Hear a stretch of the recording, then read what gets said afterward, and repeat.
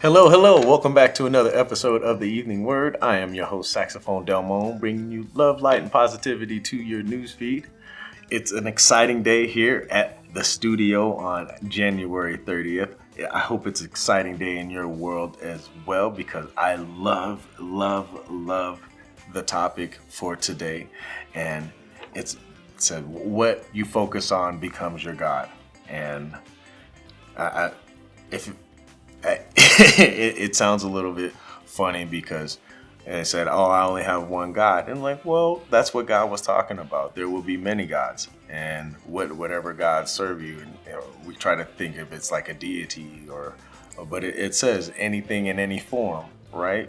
So any thought or any presence or even an item. So let's get into it to see what he says about it because I think it's pretty strong. So the message comes from the book of Psalm, chapter 112, verse 7, and 1 Corinthians, chapter 13, verse 11. And it says, "Worship me only. Whatever occupies your mind the most becomes your God." I'll say it again. Whatever occupies your mind the most becomes your God.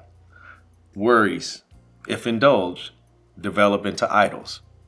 Anxiety gains a life of its own, parasitically infesting your mind. Break free from this bondage by affirming your trust in me and refreshing yourself in my presence.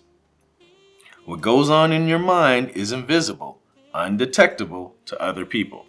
But I read your thoughts continually, searching for evidence of trust in me. I rejoice when your mind turns towards me. Guard your thoughts diligently.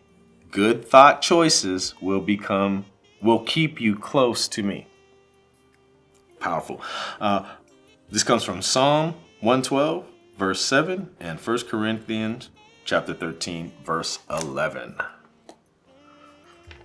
So that's what I'll talk about is a lot of people start getting so buried in the thoughts that even when they're praying, they're worshiping those thoughts. They've already thought that, like something's bad's gonna happen. It's just gonna happen. I know it's gonna happen. God, please protect us through this. It's just gonna happen. Look, no, yeah, you have to have that positive thinking that God is going to protect you and God is going to be there for you. That you have to trust that whatever the positive outcome can actually happen, that's what's going to happen.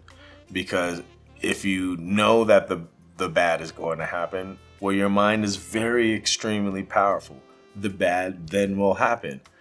Like God is trying to show us that the power of our brain can make a reality happen. So if you only want to focus on the bad, it becomes a reality. So God shows you, yes, your mind's that powerful that, well, if you focused on the bad, that's what will happen. But if you would have focused on me, well, then I would have let my reality happen for you. I had a better plan for you, but if you wanted to worry and think all of these negative thoughts, well, I'll let it happen for you since you've already prepared. That's what negative thinking does. And the same thing happens. People say, oh, well, that's just God. God doesn't work that way. Yes, the non-worshippers, non-believers of God, they call it the same thing. It's called the law of attraction. And that's what a law is. It's the law of this universe. Now, there are three different levels of rules. There's rules, there's theories, and there's laws. Now, rules are made by man. Rules are made to be broken, right? Rules are just set in place for society and a way of living. And then there's theories. Now, theories have been thought of by many different people. It's been analyzed and philosophized and broken down scientifically. So like the theory of relativity or what's another kind of theory? Music theory or that's a tough one to get around. It's not a rule because there's a lot of theories behind it where that actually have a lot of truths, so many truths that it's very hard to unprove. But every now and then, the rules can be broken within the theory, right? So it's not true all the time. Sometimes it can be proven untrue. But then there are laws, like the law of attraction, the law of gravity. Like what goes up must come down. Like equal and opposite reaction. Cause and effect. These are gender laws. The law of gender. I don't know that law, but hey. Everything has a male and a female aspect to it. Oh yes, every. I hope you heard that, but everything has a male and female gender aspect to it. Yes. These are laws. That means they cannot be disproven on this planet. They're laws. They're laws that are set in place for us that not just apply to humans, but apply to all living beings. Okay? And law of attraction is one of them. So it's not just people that think this way about prayer and God and meditation brings positivity. Non-believers and science and evolutionists believe that the law of attraction is the same thing. Putting positive thoughts and energy out into the universe, and it'll come back. Right? So your mind is stronger than you think. If you focus on the negative, you get negative results. If you focus on the positive, you get positive results. But if you focus on God, you get godly results. Forget just positive. Yay, I got a couple dollars. No, like God will bless your business. So you don't even have to go to work today. Because he's brought people in your life to carry your business forward.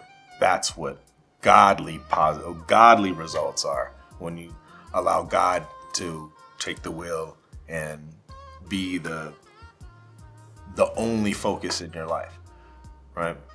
So if prisoners, people that get locked up in prison, and they get locked up for life, and sometimes they didn't even do it,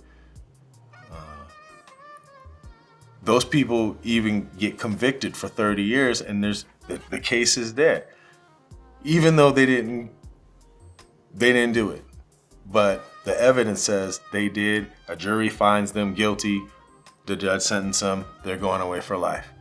And somehow, some way, 15 years down the road, some stranger comes in out of nowhere and finds some DNA results with some brand new technology that allows them to become free.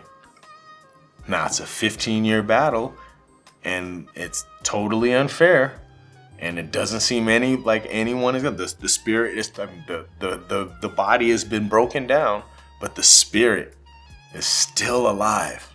Even if you're broken down mentally, that spirit is still strong. Why? Because they found God in prison, and God protected them, and God brought them through. Now, if God can save so many, it's not just one person. We're talking about thousands of people that have this same fate and the same route situation, and they've been able to come out of it.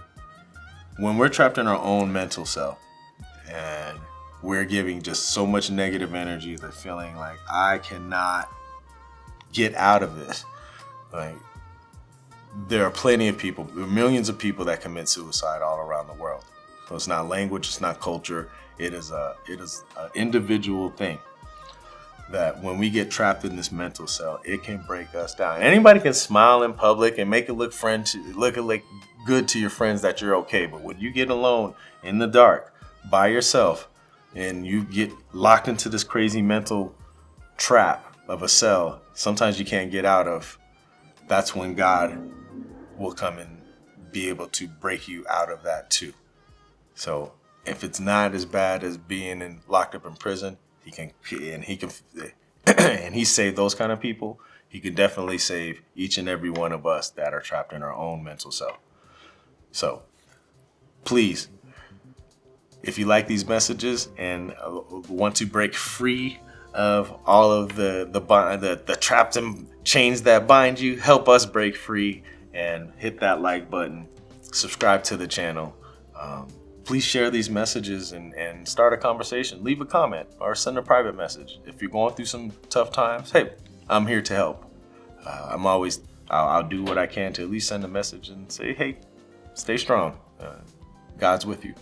So thank you for joining us. I am Saxophone Delmone here at the Evening Word, wishing you a wonderfully, merrily, a blessed night. I hope to see you back here tomorrow. Keep the faith, keep spreading positivity, and I'll see you soon. Much love, you guys. Bye.